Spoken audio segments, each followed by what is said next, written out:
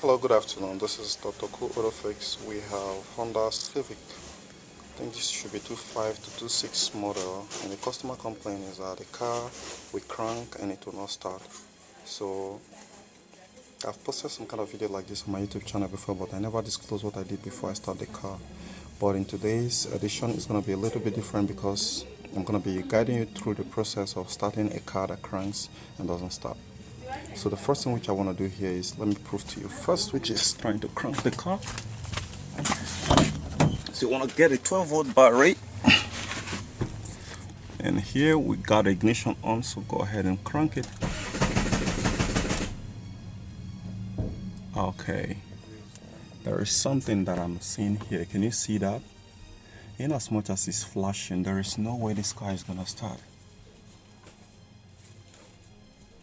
It didn't occur to me before I even started putting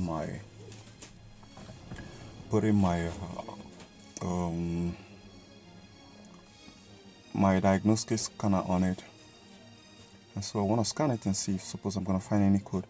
But with this light flashing right now, pretty much I'm going to be telling you guys what this really means. When you come across a Honda that is flashing this, it means it has actually gone into Immobilizer.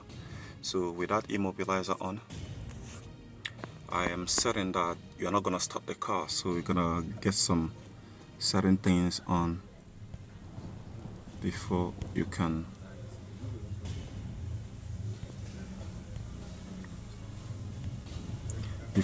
actually get it done.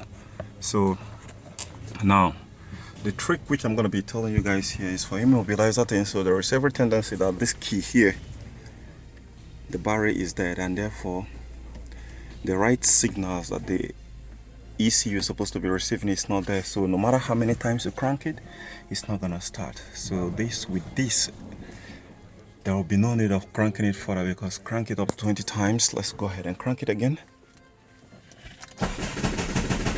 It will not start, and the man says he drove this car and back home yesterday. So let me go ahead and show you what I found inside my diagnostics scanner, which I just plugged in here. Okay, so far pressure is not coming very well.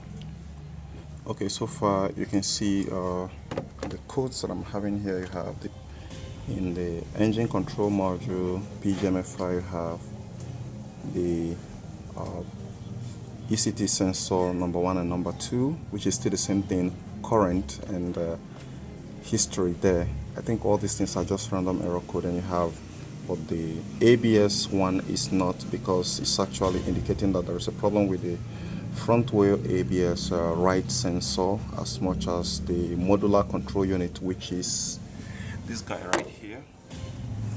And it has also F CAN bus off malfunction. We have supplemental 40 power supply A line and open driver seat belt tensioner 40 power supply PB line.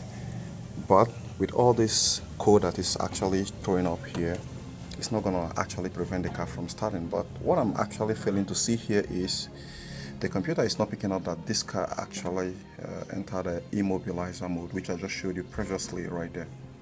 So a quick tip that is actually, one is that maybe you're using the key that is not matching. Two is that the battery inside the key is actually bad.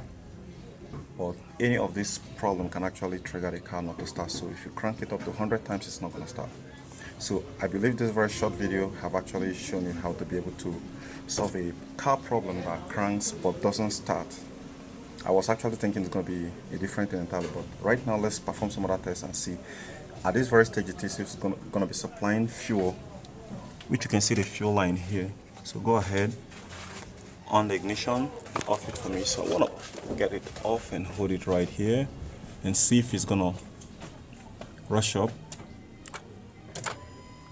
Okay, you can see it's on, and you hear the throttle body just responded, but there is no any fuel coming here. So when the car goes into Immobilizer mode, it deactivates the fuel pump from sending more fuel into the combustion system, because if there is fuel and there is compression and there is spark, the car is going to start. So that's a good thing that Honda did there. So we're going to go ahead and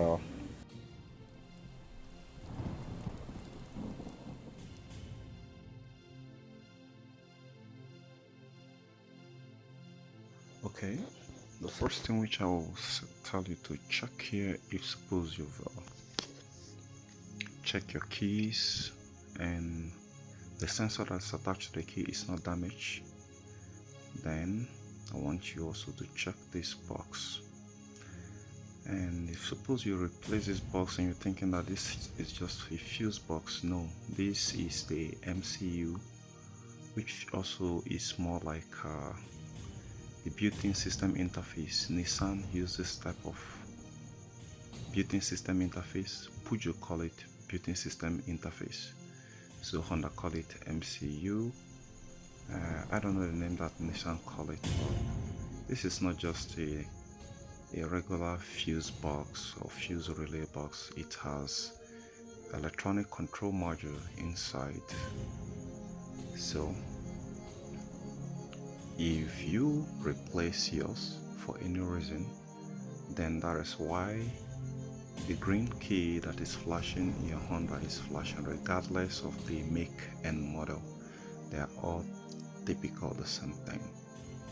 Now aside that, if suppose you didn't replace this very fuse box, this MCU box, go ahead and search for the ACG fuse. It can be in a Honda Pilot, it can be in also in a CIVIC or Accord, in as much as it's Honda. The ACG S or ACG fuse is controlling the security system. But if you have checked that and all is intact, then let's say you replace this MCU box. Let me show you how to be able to solve the problem by